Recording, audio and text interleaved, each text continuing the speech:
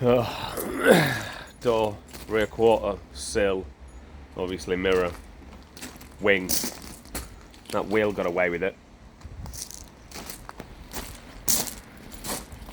Bonnet, light, really bad wing. I get away with the bonnet. Another door. I don't know whether this door took kicking. Fuck me. That door got away with it, which is great. This rear quarter didn't know. But the rear spoiler somehow survived. Rear light, rear bumper.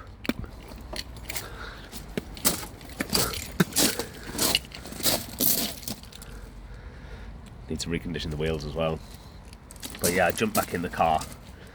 Or I jumped in the driver's seat and said, well, I checked whether it'd fucking drive. Because I didn't want to get questioned by the police when he had no insurance. And I let him drive because I'd had a few beers. So I was like, get in the car. And it drove.